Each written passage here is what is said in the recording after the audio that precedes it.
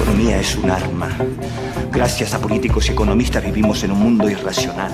La cifra diaria de dinero electrónico globalizado es de $2 billones con B, diarios. Solo el 5% del dinero que circula en el mundo es real, puede tocarse y olerse. El 95% restante es dinero falso. La gente normalmente cree que el dinero es las monedas, los billetes que llevamos en el bolsillo y claro, sabe dónde está. Si tú me dices, ¿dónde está tu dinero? Yo te digo, aquí en la cartera llevo 20 euros. Pero es que ese no es el dinero principal, el que en mayor cantidad circula en las economías, el que en mayor cantidad circula en las economías es el dinero bancario, que ya los moralistas de la Edad Media descubrieron que era dinero caligráfico, es decir, dinero que proviene de anotaciones manuales, de la caligrafía, ¿no? Porque es el resultado de simples anotaciones en los libros.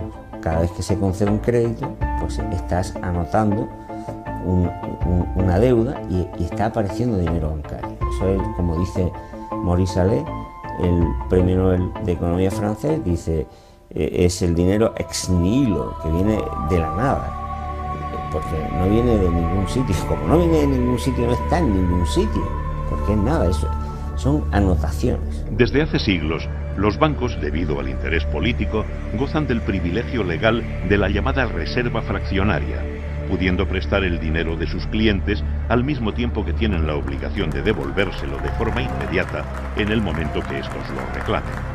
De este modo, el banco rompe el vínculo entre el ahorro y la inversión al verse privilegiado para poder prestar el dinero de cada uno de sus depositantes, lo quieran estos o no, expandiendo el crédito de forma artificial o, lo que es lo mismo, creando nuevo dinero. Así, cuando una persona deposita 10.000 euros en el banco, este, en vez de guardarlo todo, solo está obligado a guardar legalmente un 2%, pudiendo prestar a otro cliente el resto. Este cliente lo usará para, por ejemplo, comprar un coche. De este modo, el vendedor del coche ingresará este dinero en otro banco, que a su vez solo guardará el 2% y volverá a prestar el 98% restante en un proceso que podría repetirse hasta 50 veces. En nuestro caso, con una base de dinero efectivo de 10.000 euros iniciales, se llegaría a obtener una oferta de 500.000 euros, siendo este dinero de nueva creación la semilla que alimenta la crisis. Déjame que te diga quién eres. Eres el cliente. Eres tú quien decide si ese café es bueno. Eres quien decide lo que vale y lo que no. Lo que está de moda y lo que no se lleva. Tú decides lo que es un éxito, lo que funciona.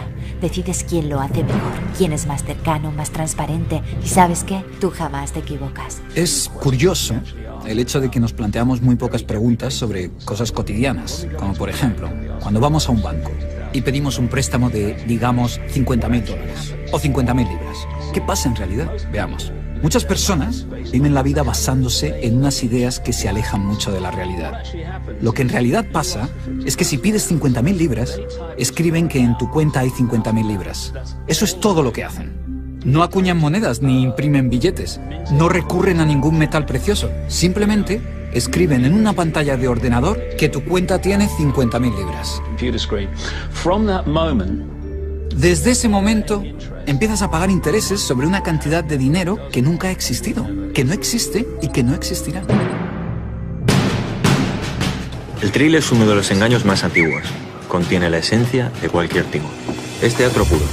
La compañía consta de un trilero, el gancho, unos andadores, un par de aguadores y un incauto, que no pertenece a la compañía, pero es el protagonista. El de oro y la otra sota, ¿sí? El de oro siempre al medio, no lo perdemos de vista. ¿Con cuánto vamos? Con 5.000 niños. No, espérate. 2.000. 2.000. El dinerito en la mesa, por favor. El negocio de banca no es un negocio libre. Yo sé que se suele criticar, es una postura que mantengo y que suele ser muy criticada, es que el problema del sector financiero no es un defecto de regulación, como se suele decir, es un exceso de regulación. No es libre el ejercicio de la banca. Las necesidades de fondos propios de patrimonio neto de un banco exigibles por ley eran de solo el 2%. ¿Esto qué quiere decir?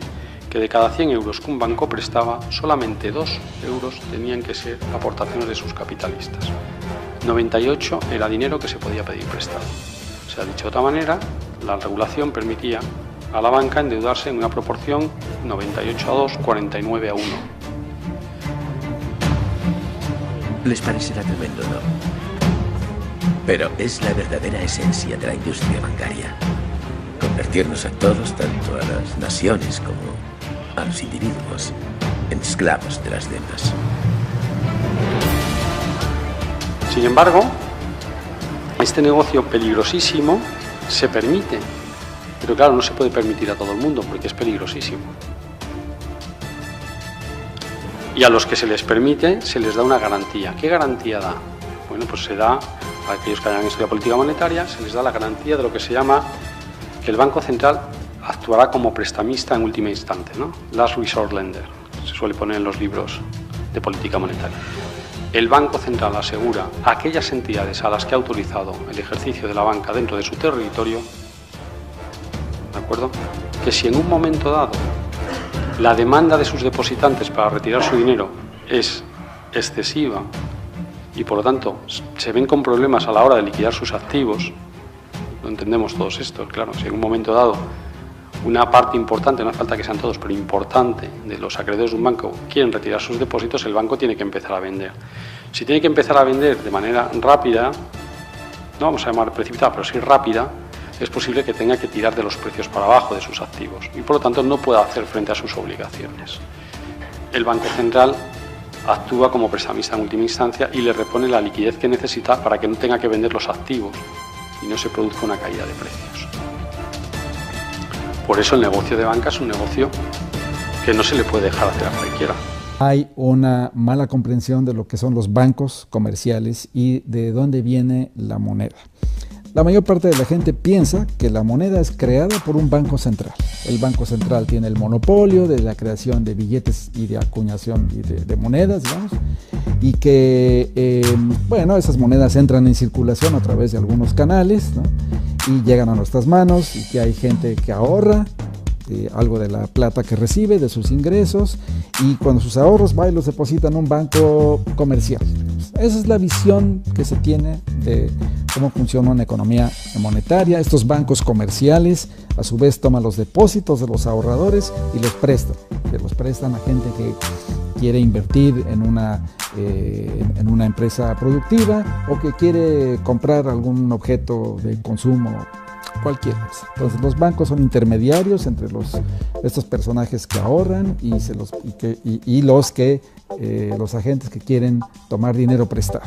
Ok, bueno, esa visión es completamente falsa, porque para comenzar, el Banco Central sí tiene el monopolio de la emisión de billetes y de monedas, digamos, pero esta masa monetaria, estos billetes y monedas que emite el Banco Central en cualquier economía capitalista del mundo, desde Japón hasta Europa o Estados Unidos o Brasil, esa masa de moneda primaria, digamos la moneda de base que se imprime y acuña en un país, representa algo así como el 5 o 7% máximo del total de la oferta monetaria en una economía. O sea, la pregunta que se impone inmediatamente es, ¿de dónde viene ese otro 95% de la oferta monetaria? Y la respuesta a eso es inmediata. Viene de la creación monetaria que hacen los bancos comerciales. Los bancos comerciales hoy en día crean moneda de la nada. Esto, claro, es algo tan inverosímil que quizás por eso mucha gente no lo cree. En cierto sentido es explicable que no lo crean, porque es algo sorprendente, es algo maravilloso. Este mensaje debe significar para todos nosotros el mejor estímulo para seguir confiando en un futuro de progreso económico, de cohesión social, de convivencia y de igualdad de oportunidades para todos. Ya. Quiero que me devuelvas mi dinero. ¿Qué vas a hacer? ¿Retorcerme un brazo? ¿Sabes? Creo que tienes una imagen equivocada de mí.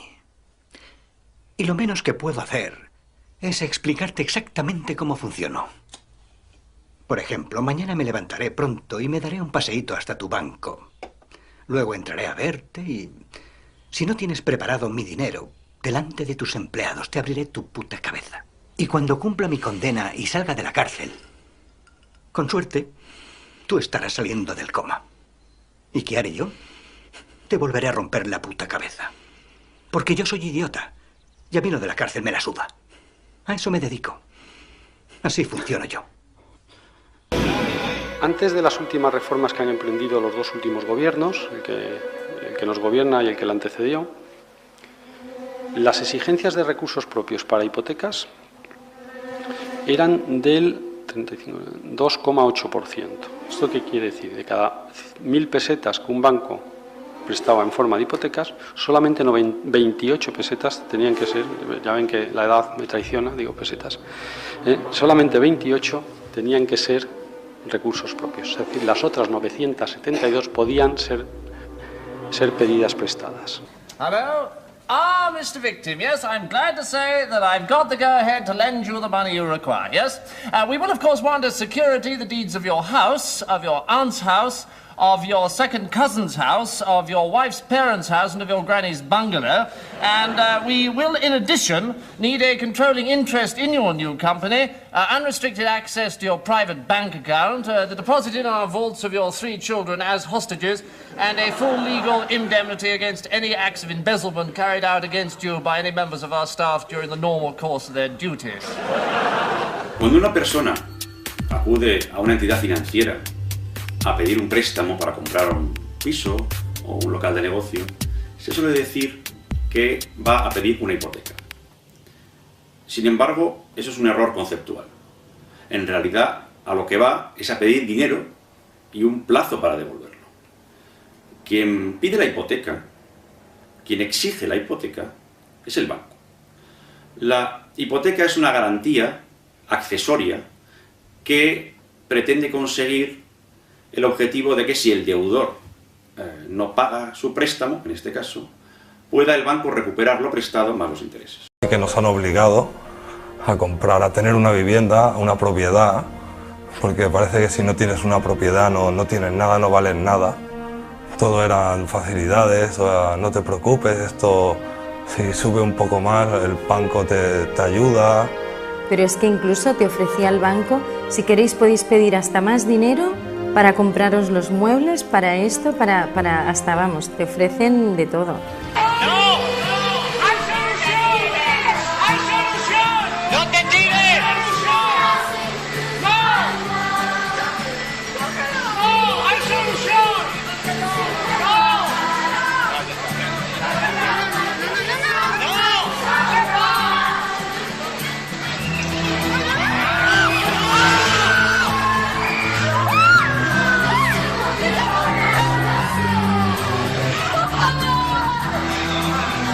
Todos los jueces tenemos la sensación, los jueces civiles, de que estamos sentados sobre una olla a presión que quema mucho y que está a punto de explotar, y nos estamos implicando mucho más pues, porque estamos en la primera línea de fuego, y sobre todo porque vemos que aplicando las leyes españolas no podemos dar unos pronunciamientos medianamente razonables a la gente. Entonces se está produciendo un efecto de contagio, de sensibilización de los jueces, porque estamos al lado de un foco de muchísimo calor y que creemos que está a punto de estallar. Ha producido, lo que sí que planteamos que hay una situación de impunidad y que ha habido una violación sistemática de derechos humanos en nuestro país en referencia tanto al derecho a la vivienda como a otros derechos fundamentales que se han visto afectados por esta cuestión.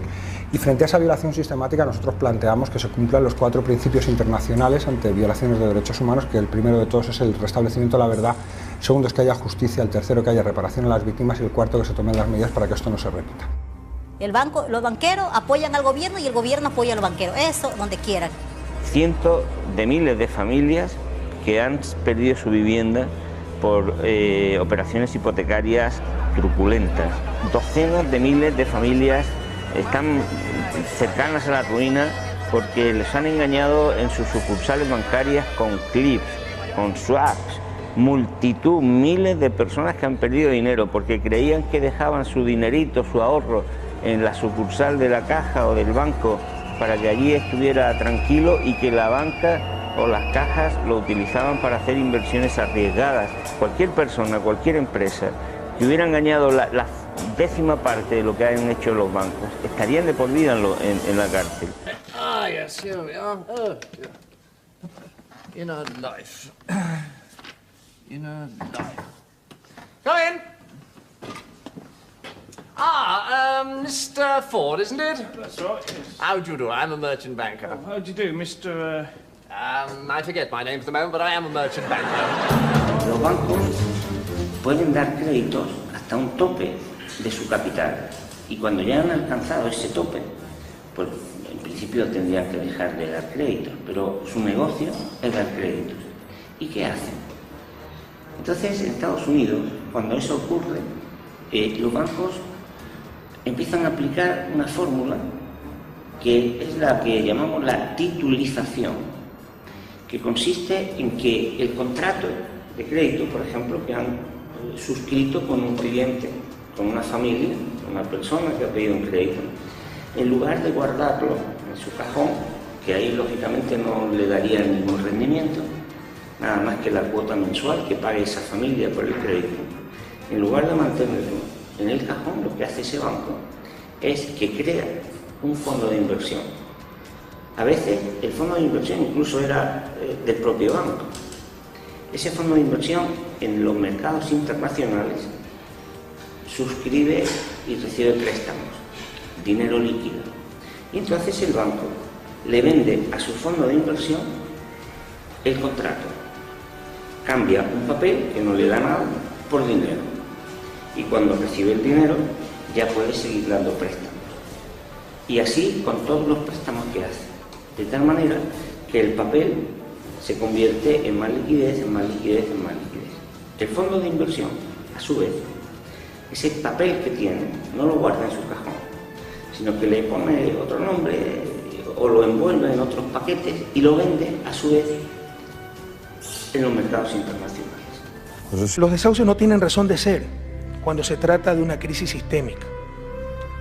Además de, al no constituir dación de pago, en principio una garantía debe extinguir la deuda. Aquí, si se evaluó la casa en 200.000 euros, y en nuestros países también, ya se reformó la ley en Ecuador, pero teníamos la misma ley, casa valorada por el propio banco, cuando no se podía pagar la deuda, el banco retira la casa, pero ahora resulta que se valora en 50.000 euros. Las familias quedan sin casa y con deuda, probablemente para toda la vida. Eso no tiene ningún sentido. No es lógica económica, ningún principio técnico, ninguna ley natural, solamente refleja la supremacía absoluta del capital y básicamente del capital financiero sobre los seres humanos. Por el contrario, rompe principios éticos, porque un principio ético nos dice que el riesgo debe recaer sobre el capital. Cuando un banco se queda con el bien, con la garantía, es suya, porque el bonista, si se le ha transmitido el riesgo, la ley española dice de que si se transmite un crédito, tiene que ir también con sus garantías, adosado, no se puede separar, ¿no? No solamente tiene detrás a un deudor, sino que tiene a un deudor con una garantía, y la garantía tiene que ir junta. Aquí, ¿qué ha pasado? ¿Qué pasaba? De que el banco se vendía, porque lo que hace la titulación es vender a un tercero en el mercado financiero, venderle la hipoteca convertida en bono, pero resulta de que cuando hay un impago, el banco que ya se lo ha vendido se queda con la garantía.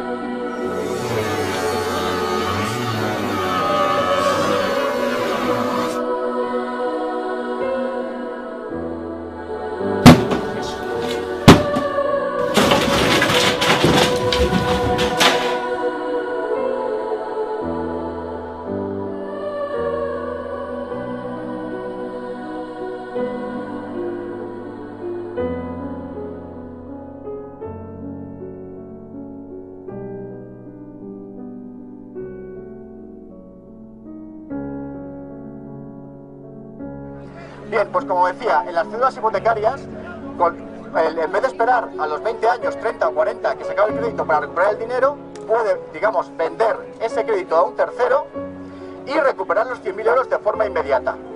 De tal manera que con ese dinero recuperado, esos 100.000 euros que ha dejado, los puede volver a dejar para poder comprar un inmueble. Con lo cual, ya ha duplicado el dinero que tenía inicialmente. Esos 100.000 euros puede emitir una nueva cédula hipotecaria, volver a venderla y conseguir inmediatamente otros nuevos 100.000 euros. Bien, este sistema de generar dinero y dinero tiene una serie de limitaciones que son los límites de riesgo máximo permitidos por la legislación española y que vienen regulados en el artículo 5 de la ley hipotecaria. Sabrá cómo funciona un banco, ¿no? Hombre. Bueno, así por encima, tampoco hay que pasarse, ¿no? Así por encima, yo dejo dinero al banco y me dan un interés, ¿vale? ¿Vale? Mira. Con mi dinero el banco negocia, saca beneficios, construye grandes edificios, patrocina cosas, viven ustedes, reparten dividendos y hacen propaganda para que yo vuelva al banco a pedir créditos que cobren un interés triple del que me dan a mí, o algo así. La gran influencia del capital financiero en las decisiones políticas es tal que está mermando esa democracia.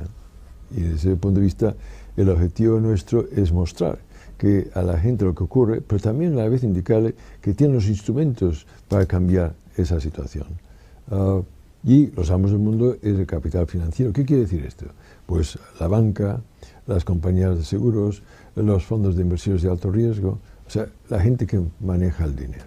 La banca, lo que a nivel corriente se diría la banca. Y que está muy concentrada. O sea, que en ese aspecto, lo digo porque a veces se dice, los mercados financieros, y claro, es una categoría excesivamente abstracta, que entonces uno, ¿y cómo se come eso? ¿Cómo uno se puede oponer a los mercados financieros? Y no son los mercados financieros, son instituciones con personas que las dirigen con nombre propio y que se puede decir, esta es la persona o personas que nos están amargando la vida. La prosperidad futura de esta nación se basa principalmente en el comercio y este depende de la disposición de las otras naciones a prestarnos capital. ¿Y cómo se propone establecer el crédito internacional? El primer paso debe ser contraer una deuda nacional. Cuanta más deuda, más crédito. Y con este propósito, le he recomendado al presidente que el Congreso haga suyas todas las deudas contraídas por cada uno de los estados durante la guerra a través de un banco nacional. La idea es que si los estados tienen dinero del Congreso, las otras naciones estarán dispuestas a prestárnoslo. La deuda pública es una entidad creada resultado de una distribución de poder. Cuando el Banco Central Europeo, que no es un banco central, es un lobby de la banca, presta dinero a la banca privada a unos intereses del 1%, y con estos intereses del 1% la banca compra deuda pública a unos intereses de 6 o 7%, en el caso español e Italia, es el negocio del año. Y claro, para la banca le va muy bien que la prima de riesgo está a este nivel, porque recibe intereses más altos. Pero oiga, si en lugar de ese sistema de gobierno del euro que existe, que se ha diseñado precisamente para beneficiar a la banca a costa de los estados, si tuviéramos un banco central europeo, que fuera un banco central, y que por lo tanto imprimiera dinero, pero se lo prestaría al Estado, a unos intereses del 1%, ¿usted sabe cuál sería la deuda pública de España? En lugar del 90% sería 14%. No hay dinero suficiente. No hay dinero.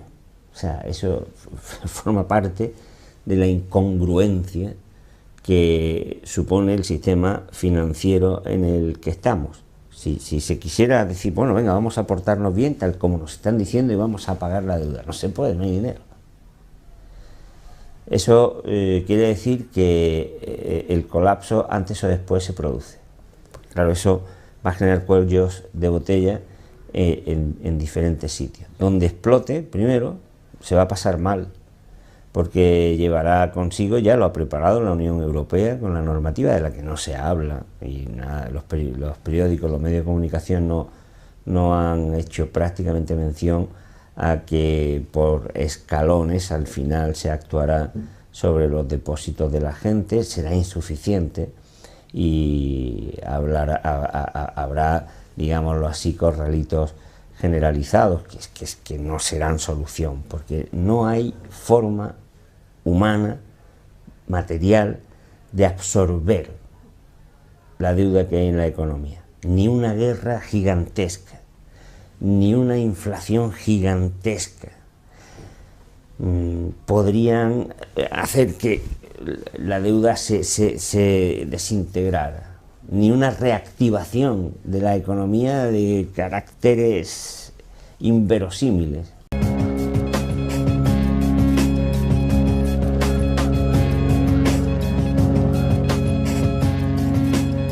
Das sind solche Geldsummen unterwegs, mit denen man wirklich inzwischen auch Länder angreifen kann.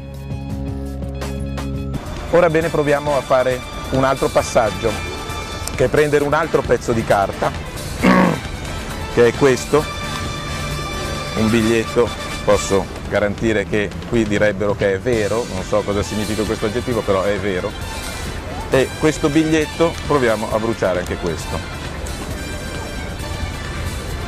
Finalmente ce l'abbiamo fatta e questo pezzo di carta ci sta salutando. Bene, è un pezzo di carta che abbiamo in meno anche qui su questo pianeta, abbiamo forse un pochino più di anidride carbonica, però sostanzialmente l'economia reale di questo pianeta è rimasta identica, ovvero c'è lo stesso numero di magliette, di quaderni, di penne, di biro, di cappelli, di occhiali, di borse, di zaini, di case, è assolutamente identica. O sea, si yo tuviera la máquina de hacer billetes sería feliz. Los bancos la tienen. Es decir, los bancos tienen legalmente capacidad de crear dinero, y esto es legal, ¿eh? Es decir, si yo soy banquero, tú traes aquí 100 euros, pues esos 100 euros yo no se los presto a otro, sino que yo me quedo con 10 euros y presto 90, pero me quedo solo, es decir, si mañana todos los que habéis puesto dinero en mi banco venís a retirarlo, yo no tengo ese dinero. Es decir, el banco sobre un 10% de reservas crea 90% de créditos a la gente, crea dinero. Y, repito, esto es legal y lo hacen todos los bancos del mundo.